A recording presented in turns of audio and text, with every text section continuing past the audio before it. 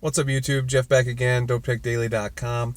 Today I'm bringing you guys just a quick vlog in the car, out running some errands on Saturday. I'm shooting this on the LG G6 front-facing camera, the wide angle. Just want to give a quick few thoughts on the G6. I posted my 24-hour impressions video yesterday. Great response from that. Really appreciate everybody checking out the video, dropping your questions in there. Please do put your questions on that video. I'll link it below. I'm going to do a Q&A video tomorrow, which will be Sunday, with anything that people want to know about the G6. Again, it's a pre-production model, so I can't do any final reviews on battery life or anything like that, but I can give initial impressions, so let me know what you guys want to know. I also want to talk a little bit about Mobile World Congress, and the things that were interesting, the things that were a little disappointing, what sort of things I'll be picking up and reviewing, hopefully, from Mobile World Congress. And a few other pieces of news that came out this week. You guys will notice this week I'm not actually driving either. I hope that makes a lot of people happy. Some people seem to think it's unsafe to drive and vlog. I'm not ever looking at the camera when I'm doing a car vlog and driving. But anyway, we're parked today. So Mobile World Congress went down last weekend. I stayed up late, watched a lot of the events because they were in Barcelona. The G6, of course, was announced. We already knew pretty much everything about the G6 before it was announced. But that happened. Also, Huawei announced quite a few things. They got the P10, the P10 Plus. Huawei's presentation, they had this really long discussion about color. The P10 comes in every possible color you can imagine, including this new green, which is the Pantone color of the year. It's called Greenery. I'm definitely going to pick up a P10. One thing that's very annoying about the P10, kind of makes me upset, is that I heard Android Central's Alex Doby say on their podcast this week that the P10 does not have an oleophobic coating. So when you peel off the screen protector on the Huawei P10, there's no oleophobic coating on the screen, which means you're going to get grease and your fingerprints all over the front of the screen. This was the problem on the Honor 5X I got in last year at CES that I reviewed. I said in my video that I did when I did the review that it's super annoying because you got to have a microfiber cloth with you all the time, and I'm someone who I really hate smudges on my screen, so for me that's a big deal.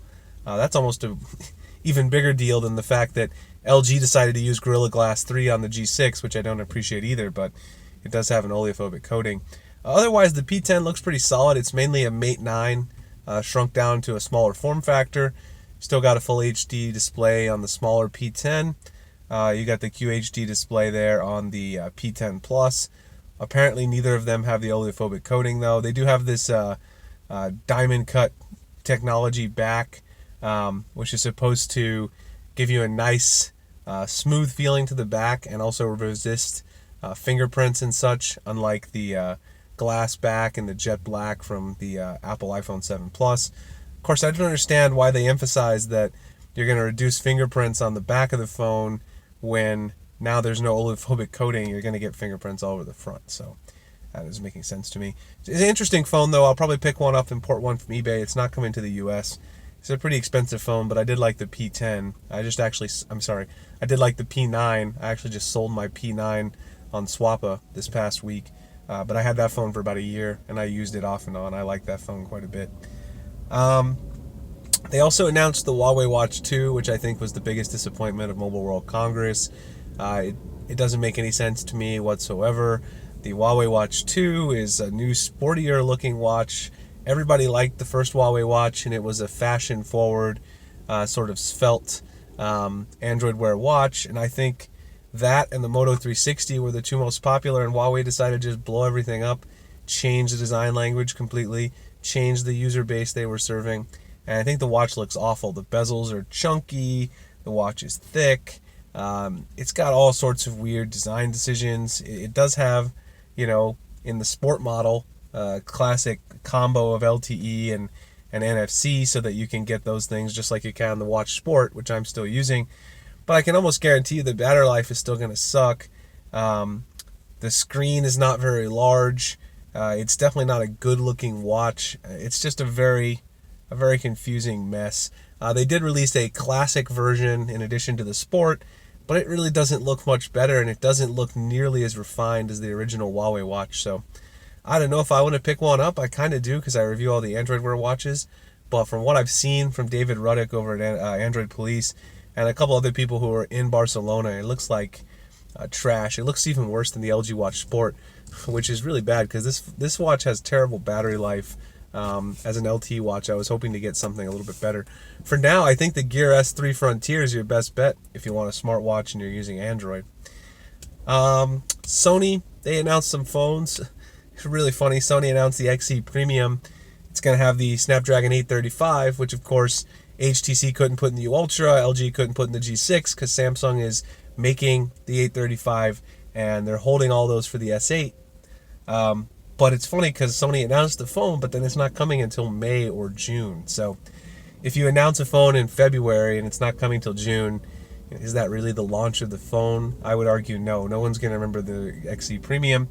It's probably going to be super duper expensive when it comes here, probably $900 to $1,000. It does have a 4K display, which is really cool.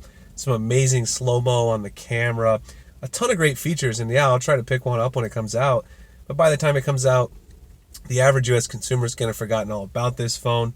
It still has chunky bezels on it. A lot of people were floating some Sony leaks, quote unquote, before MWC that maybe they were going to reduce the bezels.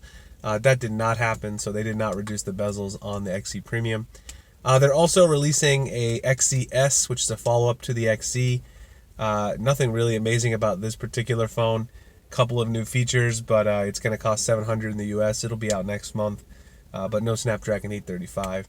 Otherwise, Sony announced a pretty cool Android projector, which projects a touch interface onto any surface, like a table or wall.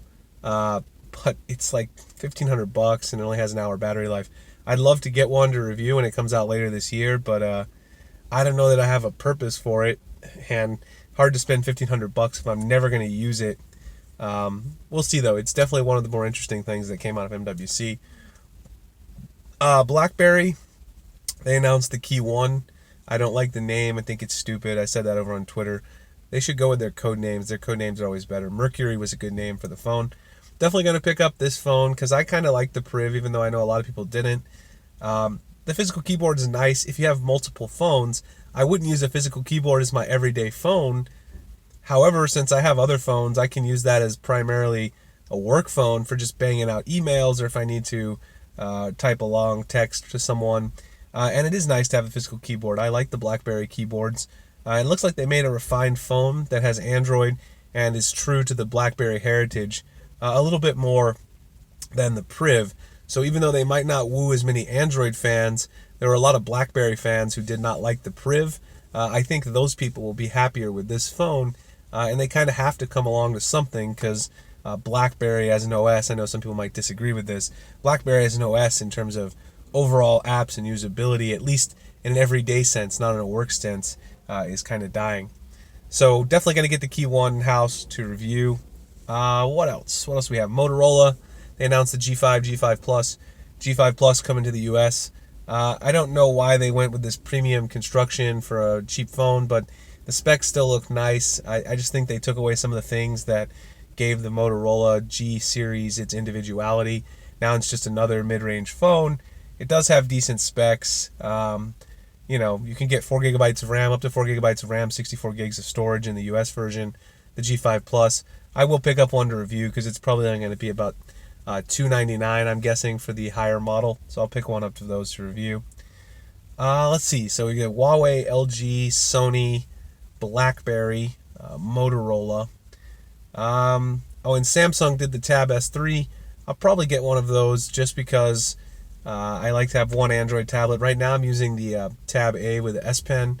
And again, I will review that, so I'm actually going to review it. There's a lot of interest on the last vlog. People wanted me to review it, so I will review that. I really like that tablet. I've been using that as my main Android tablet since I sold my my 12-inch Note Pro, because I have the big iPad Pro. I didn't really need a 12-inch tablet. So I'll do a review on that. That's pretty much it in terms of hardware that I'm really excited about. There was some Nokia and Alcatel stuff, but nothing that was super exciting to me on the Android front with that. Otherwise, you know, we got a lot of stuff going on. I got the HTC Ultra. Gonna try to finish up a review of that. I still want to put out a full review of the Mate 9 because I love that phone. I never got around to a full review. I'm gonna try to push out those 2 full reviews sometime this week, so look out for that. Then I'll be taking some notes on the G6. Again, this is a preview unit. I got to send it back to LG.